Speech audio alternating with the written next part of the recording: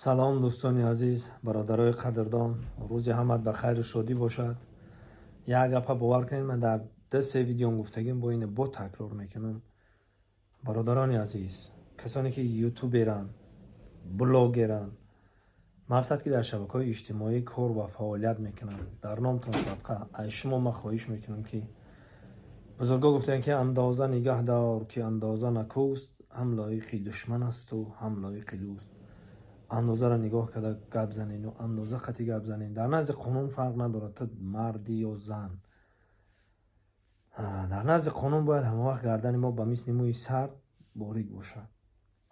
این گپ ما گفتنی هم نبودم، لیکن میگم که برادرها دودرها اینقدر استادا ای اینقدرش مردند و رفتند. حاجی نگارا و دیگه ای عبیدالله رجب سر کنیم و ای علاءالدین عبداللهیف سر کنیم و من این گپا رو 10 بار گفتم که من همه استادا درس گرفتگیم. شکر خدا صاحب دیپلمم همین ساحه.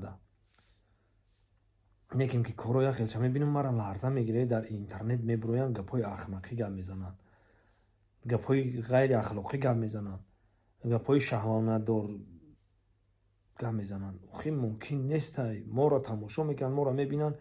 من راست گپ بگم این میگه په دویم بار اینا گفتم که دیگه غیرت نمیکنم. تلفن ما دست دخترچم دادم که دخترچم بگیره و یا چی تماشا کنه. اینستاگرام میدروی یا تیک توک یا چی میدروی بالا میکنه یا گپ قبیح میبروی پیشت. ممکن نیست. در نامتون صدقه التماس خواهش میکنم اپا و خواهر و خواهر که همین کامنتاری و همین سیانکا و اینترنت در دست مردم شد. بعد نگاه کردن در کارای اخی اون وقت شده ما یک چیره میکردیم این نظر 10 و 10 میگذراندیم. بعد میپرفتیم ویدیو مون مقصد در دیسک میبروردیم که در تلویزیون 100 آدم میبود. بعد تلویزیون ده میدید و بعد ما تلویزیون ده برنامه رو اجازت میدادن یا که در دیسکو میبروردن. خب ممکن نیست هوزی همو گپی ما اومد با شعر خودم آهنگ خودم میسرم هم خیلی شید خودت میگی چیزی معقولت میگی و چی خیلی از میگیری در اینترنت پخش میکنی و جنایت یا چیزی قبیح پهن کردن، جنایت گپی قبیح زدن در بین جماعت این هم جنایت. التماس خواهش میکنم در نامتون صدقه نکنین نگاه کنین این طرف و طرفتون ببینین. کودکای مایده کودکای شما عبرت میگیرن. ما شما دا وعده میتونم که چیزای خاطرمون تربیوی برای شما ما پیشکش میکنم.